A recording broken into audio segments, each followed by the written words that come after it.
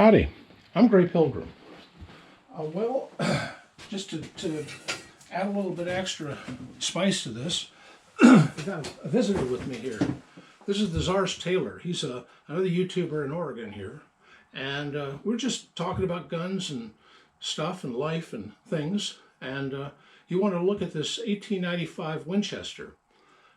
This is the movie, if you ever saw the movie, was it called Rough Riders? Yeah. This is the gun that was used by Sam Elliott, who played a sergeant in there.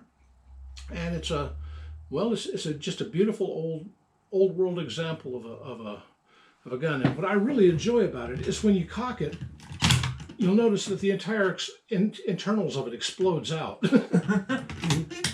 But it's just, this is in 3040 Craig, the same as the Craig Jorgensen up there. That was my great-grandfather's rifle.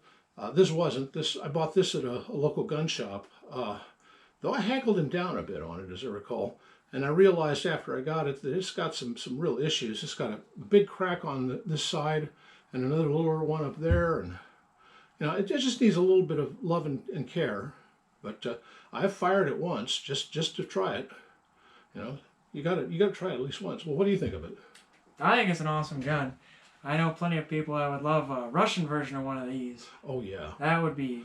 Yeah. Ooh, but they're darn expensive. This fellow knows more than anybody else I know about Russian uniforms, a wee bit of military history, and just generally, he's a gun nut, too. Oh, yeah. So he came over because recently I bought a 32 Smith & Wesson, 32 ACP, go ahead.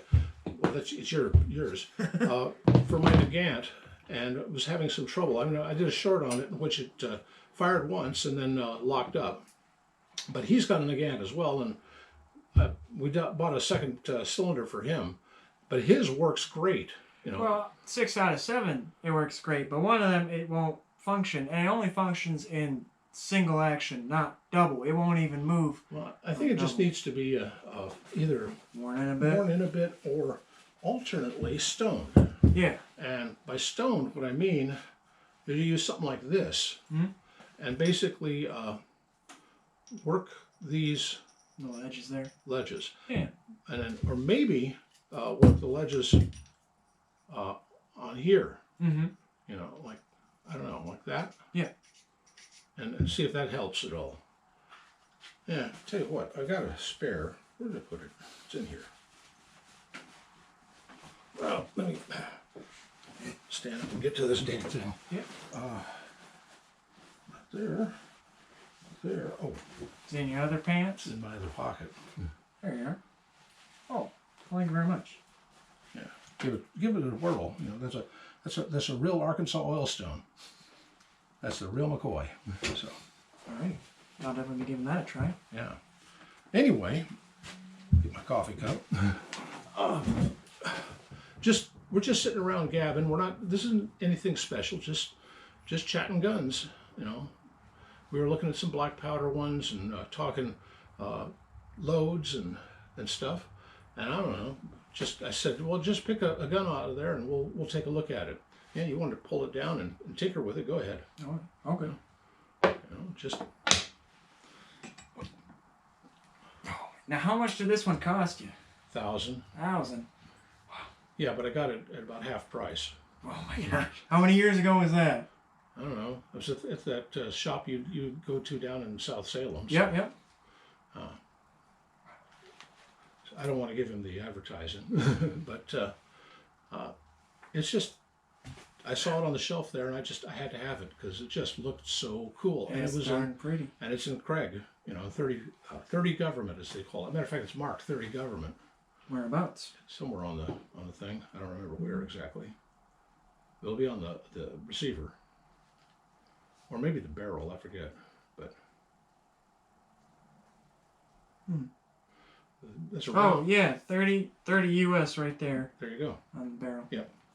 Because that was the standard U.S. cartridge. Matter of fact, it's the very first smokeless cartridge in the American inventory. And that's what at least one fellow carried on his way up Kettle Hill. You know, the Rough Riders did not go up San Juan; they went up Kettle Hill. But that's not what when the picture was taken. It was on top of San Juan Hill, and therefore Roosevelt got credit for San Juan Hill and actually got a Medal of Honor over it. Oh, wow. But he did not ever fight up San Juan Hill.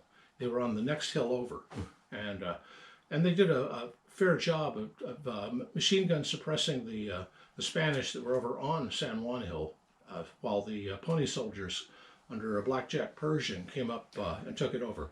By the way, the Pony Soldiers were black, literally Negro soldiers armed with, at the time, black powder trapdoor Springfields. Really? Yep. I didn't. So yeah, the Rough Riders had these things and had the Craig Jorgensen, but the blacks, they still had a bunch of surplus or almost totally obsolete trapdoor Springfields. And they took those single shot trapdoors and they took San Juan Hill. It's just amazing, amazing stuff. By the way, that is why Pershing became known as Blackjack Pershing. Yeah. Because he was the chief of the Pony Soldiers. And, well, he became the American main general in World War I. I guess the equivalent of a 5-star general. Very few of those in American history. You know, Eisenhower, I think, is the only other one. Well, no, Washington, Pershing, and Eisenhower. Those are the three. Funnily enough, I have a book by him about World War I. I'll have to bring by and show you sometime. By Blackjack Pershing? Yeah, by Blackjack Pershing. Let me know what the title is, and I'll look it up, because I want it. I have. Oh. Yeah, have you seen my collection of books on generals? Yeah. You know, Yeah. I got everybody from World War II, but I don't have very many from World War I. Yeah, well, that's my area of expertise, so I collect that stuff. Well, I do have Rommel's book. Yeah, I seen that. Yeah. You know, and also I've got one that's just obscure because no one even has heard of it. Let me get up again. And that is, it was right here. Where did it go? Oh, here it is. Oh yeah, yeah. Here we go.